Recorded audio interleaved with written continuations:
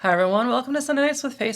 We actually aren't doing our regular show tonight because yesterday I was doing nothing for 16 hours, but productively. What do I mean by that? Well, I was doing an event to raise awareness for the LGBTQ plus safety task force. So I was in front of a camera for 16 hours while I did nothing except for respond to questions that came in. I wanted to do this event to give people an opportunity to engage with me, but I also wanted to do this to showcase just how long a day can feel when someone is alone or depressed or looking for help and not getting it. I think that when you live a pretty comfortable life, the days can evaporate. But when you are struggling, when you're in pain, when you don't know if you have a future for you, days can feel like weeks and months. So I wanted to kind of live that experience, remind myself some of how it felt for me when I was growing up, and to show how invested I am in this work that I would donate an entire day of my life for raising awareness, sitting in silence and misery as I was waiting for the day to end. I also wanted this day to serve as a solidarity to all the youth who have to experience this across the state. I didn't drink any water for the first 6 hours of the event to simulate the ways that a lot of our queer youth don't drink water across our state because the bathroom is not a safe place for them. I think there's a multitude of ways that our queer youth are struggling across our state that people don't realize. They don't know how hard their lives can be.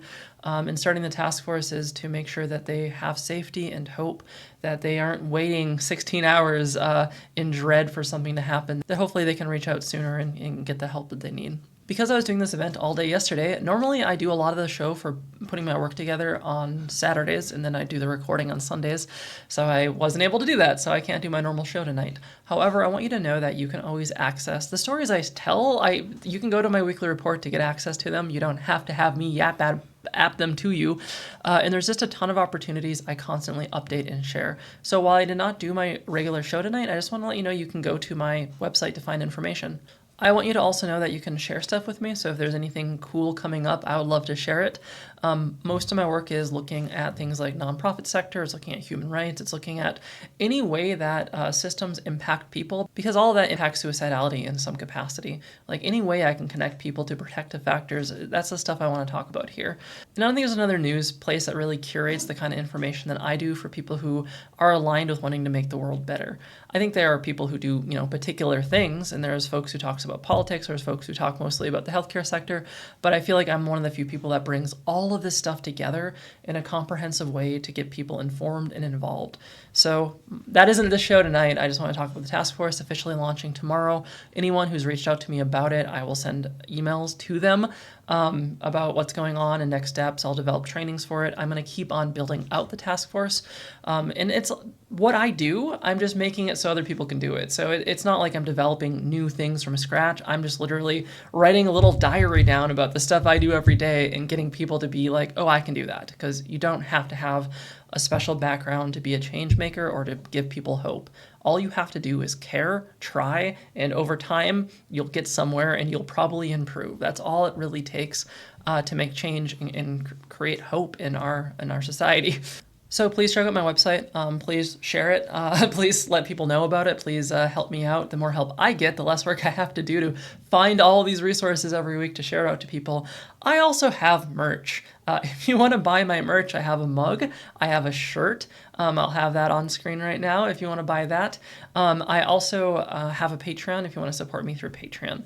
My work is not dictated by getting donations. Like I would do this work regardless, but the donations that people give me allow me to focus all of my time and effort on the work that I do. And because it's individual contributions to me as an activist, I don't have to worry about grant structures. I don't have to worry about nonprofit structures. I don't have to worry about like funding being cut by the government because they really don't like queer people.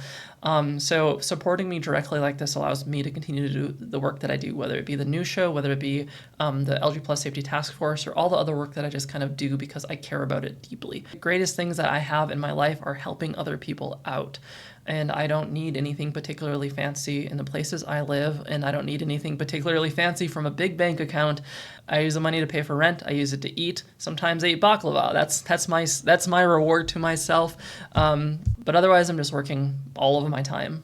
So I appreciate any contributions, but it is not a requirement. I will continue to do this work as long as I'm able to and to inspire hope in others.